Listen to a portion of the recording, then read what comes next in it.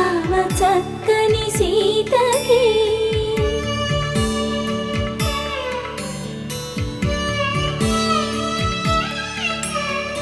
ఎర్ర జాబిలి చేయి రాముడేడని అడుగుతుంటే చూడలేదని పెదవి చెప్పే చెప్పలేమని కనులు చెప్పే నల్ల పూసై